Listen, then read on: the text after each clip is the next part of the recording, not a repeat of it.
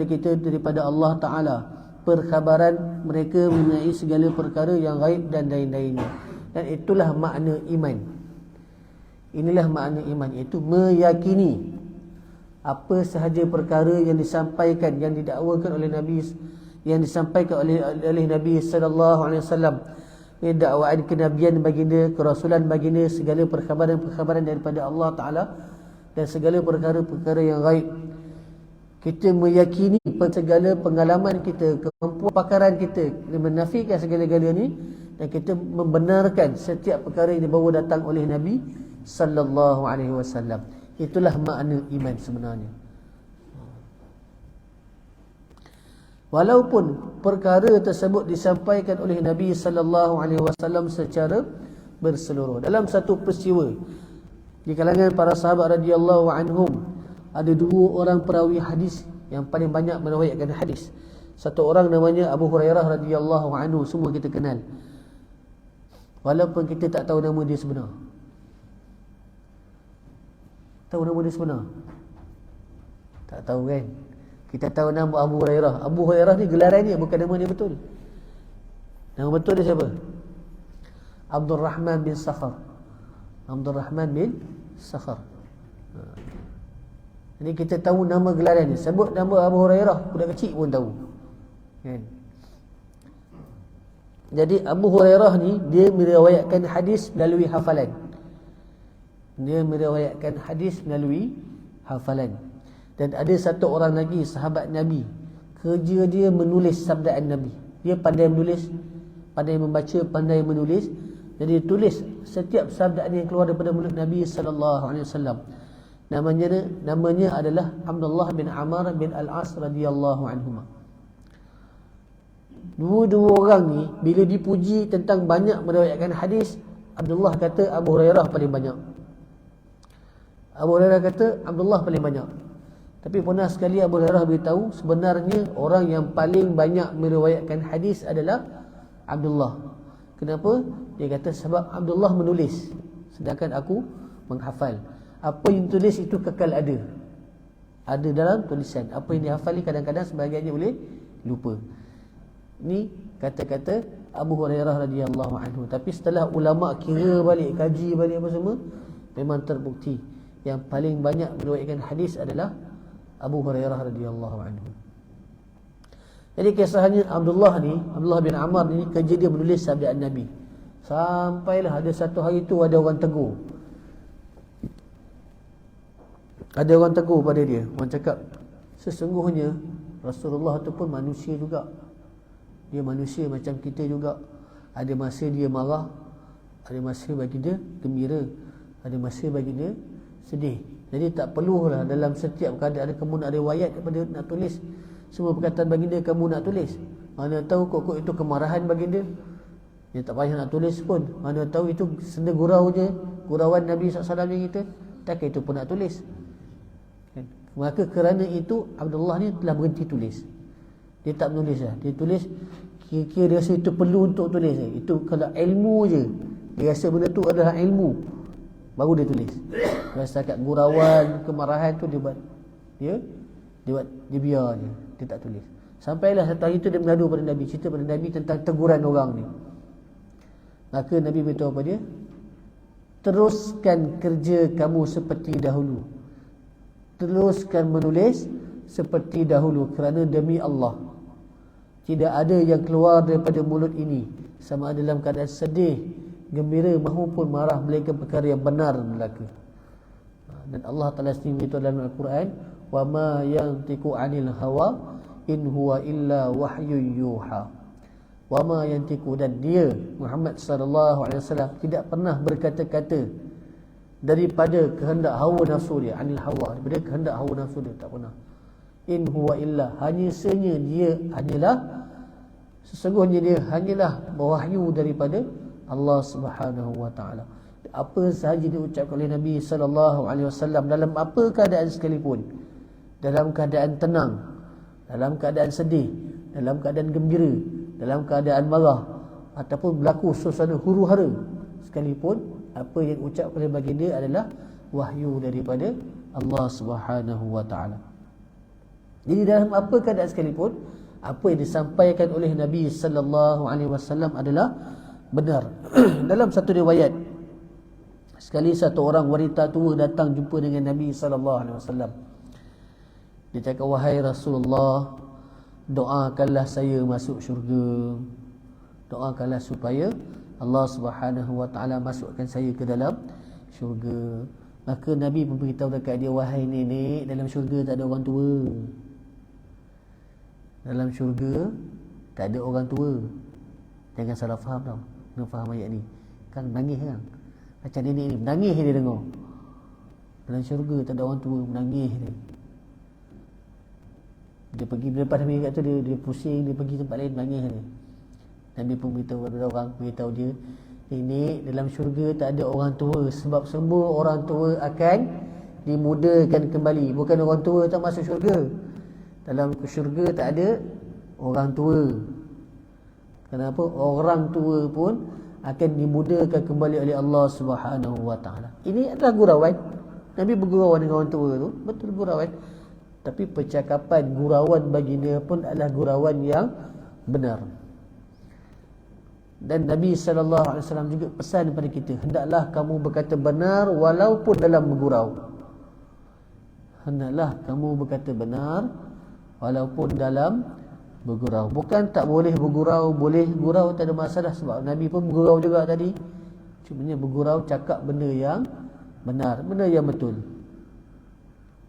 Selama ni kita duduk dekat-dekat cerita kan, kadang-kadang kita sebelum pergi lepak dengan kawan-kawan ni, kita fikir, apa aku cakap nak bergurau kawan-kawan ni kan. Kadang-kadang kita terfikir, puas kita fikir apa idea dia buat gurau ni. Bukan tak boleh, boleh syariat dia, tapi biar perkara yang kita nak cakapkan itu adalah perkara yang benar. Jangan berdusta, sebab itu pun dikira. Itu pun dikira oleh Allah Subhanahu wa taala sebagai satu dosa. Jangan kata sebab kita rasa aku nak bergurau je, aku bukan menipu betul-betul pun, aku bergurau je. Tak. Niat tidak menghalalkan cara. Niat tidak menghalalkan cara. Walaupun kita niat bergurau, tapi kita berdusta, dia tetap dikira oleh Allah Subhanahu wa taala sebagai satu dosa. Dan contoh bergurau tak berdosa ni, Nabi dah tunjuk dah pada kita. Nabi tunjuk dah pada kita bergurau dengan perkara yang benar. Dan jangan sampai kita mengaibkan orang lain pun ya juga. Sebenarnya kita memang betul, benda itu cakap tu benda betul, tapi perbuatan kita menyebabkan saudara kita jadi aib, jadi malu. Ini pun jangan juga. Saya selalu cakap kat budak-budak dan kat pelajar, nak bergurau tak ada masalah, saya tak halang. Nak gurau-guraulah. Tapi kita nak gurau dengan orang ni, ya kita suka sama suka. Kita suka sama suka. Kita gurau dengan dia, kita ketawa, kita happy, kita seronok. Dia pun kena ketawa, kena happy, kena seronok, serupa macam kita. Tapi kalau kita bergurau dengan dia, kita happy, dia sedih. Kita seronok, dia sakit. Kita gembira, dia malu. Itu bukan gurau nama dia. Itu bukan bergurau. Itu namanya bully. Saya kat dia orang, kes ni kalau dapat kat saya, roti panjang orang tak simpan dah lah. Korang jangan menyesal lah.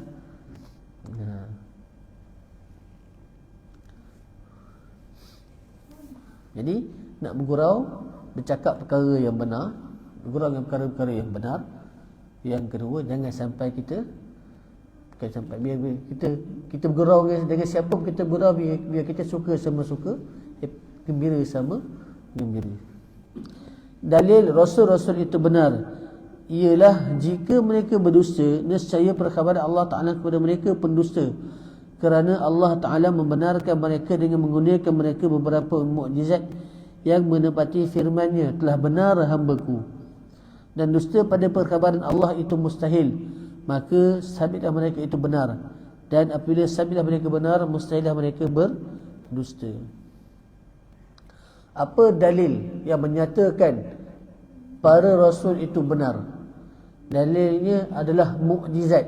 Setiap mukjizat yang dikurniakan oleh Allah Subhanahu wa taala kepada para anbiya alaihi salatu wassalam. Seolah-olahnya mukjizat itu nak beritahu pada kita, Allah Taala nak beritahu pada kita, ni hamba-Ku ini, rasul-Ku ini berkata perkara yang benar, bukti dia ni. Ni mukjizat aku berikan kepada dia ni sebagai tanda dia itu berkata benar. Benar pada dakwaan mereka menyatakan Allah Subhanahu wa taala Rabb yang Maha berkuasa. Allah Subhanahu wa taala menjadikan segala-galanya. Allah Subhanahu wa taala menciptakan segala-galanya. Allah Subhanahu wa taala yang bagi manfaat. Allah Subhanahu wa taala yang bagi mudarat. Nak membenarkan perkataan ini, Allah taala keluarkan unta untuk Nabi Saleh daripada batu. Allah taala sejukkan api yang panas membara untuk Nabi Ibrahim alaihissalam. Allah Subhanahu wa taala belah lautan jadi 12 lorong untuk Nabi Musa alaihissalam. Allah Subhanahu wa taala hidupkan orang yang mati untuk Nabi Isa alaihissalam. Bahkan Allah taala beritahu dalam Al-Quran, kalau Nabi Isa tiup sahaja pada patung, dia tiup je pada patung, patung tu boleh hidup. Dia tiup pada patung burung, dia tiup je, hembus nafas dia, patung tu boleh hidup.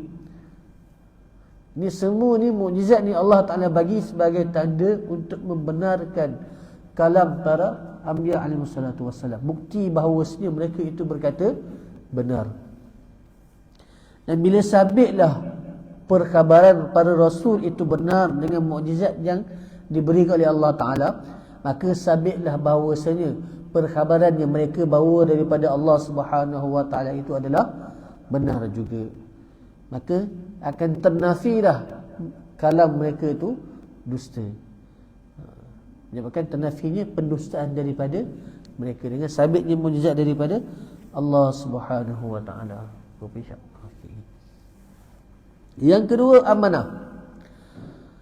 Artinya kepercayaan, dan maknanya mereka itu terpelihara daripada mengerjakan segala yang ditegah walaupun yang makruh, dan sekalipun yang khilaf aula, yakni membelakangi yang lebih utama.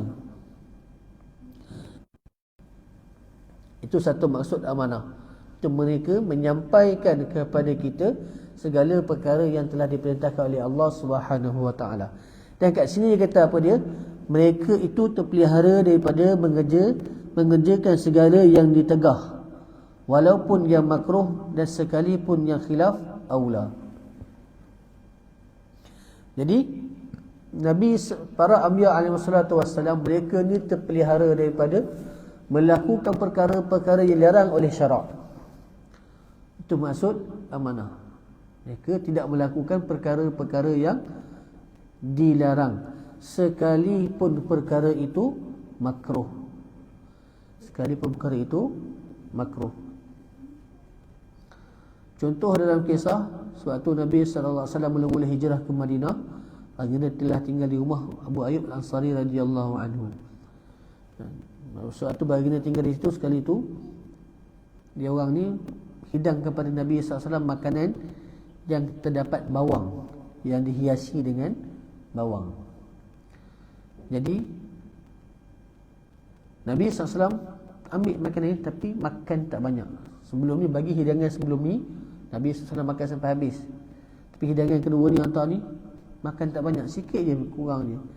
Jadi sahabat telah bimbang, kenapa Rasulullah tak makan ni, makanan ni tak dimakan ke?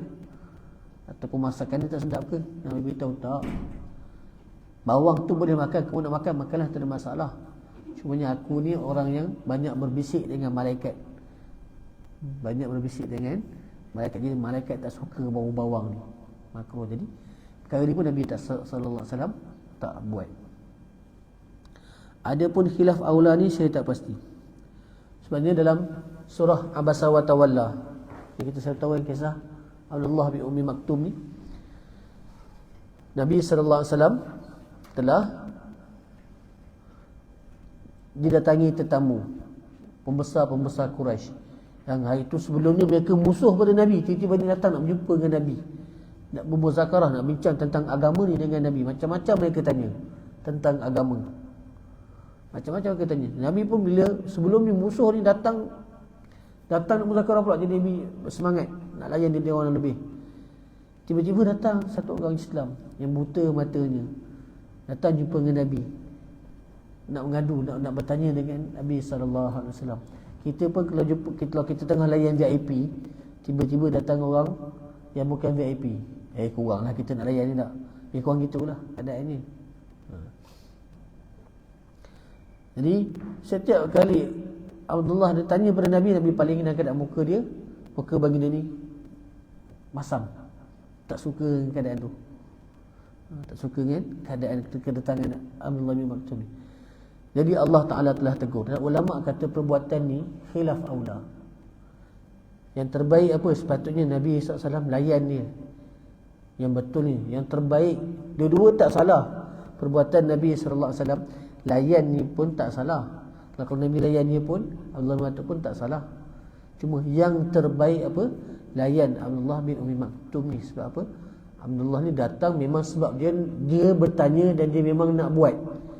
Dia bertanya dan dia memang nak buat. Sedangkan orang Quraisy datang bertanya sebab nak mempersenakan je.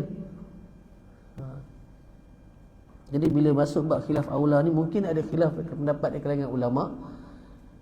Mana kalau dia kata, kalau kat sini pengarang ni pilih khilaf aula ni Nabi tak buat, maknanya perbuatan Nabi SAW tadi tu tak dipanggil khilaf aula. Ada hukum yang lain untuk perbuatan tersebut.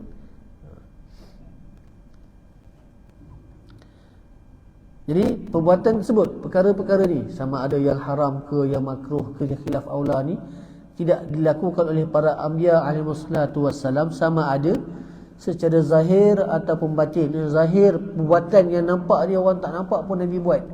Yang batin dalam hati pun Nabi terpelihara daripada melakukan perkara-perkara ini, perkara-perkara maksiat tersebut.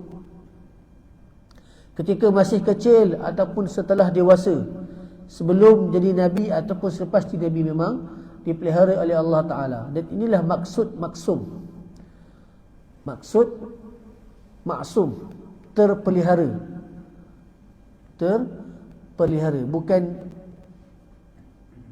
setakat maghfur, terpelihara. Memang Allah Ta'ala telah sebut dalam Quran, ya ghafiru, Nabi SAW ni telah diampunkan dosa baginda sama ada daripada dahulu ataupun akan datang. Tapi sebenarnya Nabi SAW maksum, orang yang telah dilindungi daripada melakukan maksiat, terpelihara daripada melakukan maksiat. Jadi kalau tengok sejarah sirah Nabi SAW, suatu zaman baginda muda, zaman kecil, zaman remaja baginda, orang nak cerita, kawan-kawan nak cerita pada kami malam tadi pergi pesta tu, pergi pesta ni, seronok gembira sampai pagi. Nabi pun bila orang cerita, Nabi teringin nak buat, nak pergi juga.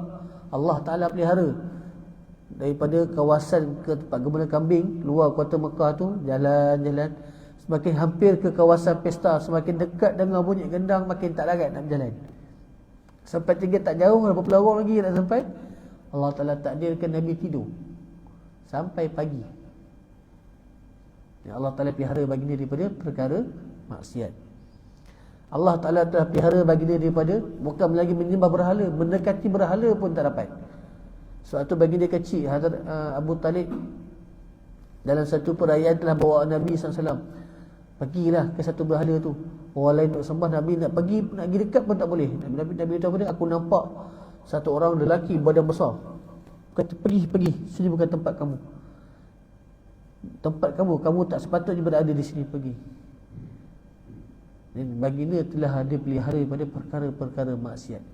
Bukan lagi tak buat, bahkan terpelihara daripada melakukan maksiat. Daripada bila? Dia kecil lagi, sampailah baginda jadi Rasul. Memang Allah Ta'ala pelihara baginda daripada melakukan perkara-perkara yang ditegah oleh Allah Subhanahu Wa Ta'ala. Mustahil lawannya iaitu khianat. Dalil Rasul itu amanah ialah jika mereka mengkhianat, nescaya kita turut disuruh mengkhianat supaya kita melakukan perbuatan seperti mereka. Dan menyuruh kita berkhianat tidak sah kerana Allah Ta'ala tidak sekali-kali menyuruh dengan kejahatan. Jikalaulah para Rasul, para Anbiya alaihissalatu wassalam melakukan perbuatan khianat, maka nescaya kita juga akan disuruh untuk melakukan perbuatan khianat. Tapi setakat sekarang ni kita tengoklah, bukalah kitab mana pun, bukalah carilah hadis mana pun, buka surat mana pun dalam Al-Quran, tak pernah kita jumpa yang kita ni diperintah untuk melakukan sebarang perbuatan maksiat. Bahkan kita telah ditegah dan dilarang sepenuhnya. Kita ditegah dan dilarang sepenuhnya daripada melakukan maksiat, daripada melakukan pengkhianatan. Jadi ini jadi dalil apa? Kalau Nabi buat, mereka mesti akan suruh kita buat juga. Jadi sekali masalah mereka telah pun menegah kita. Ada mereka sendiri pun tak buat. Dan mustahillah Allah Subhanahu wa taala menyuruh kita melakukan perkara-perkara yang dilarang oleh Allah Subhanahu wa taala. Wallahu a'lam bissawab. Semoga apa yang kita muzakarahkan malam ini Allah Subhanahu wa taala beri taufik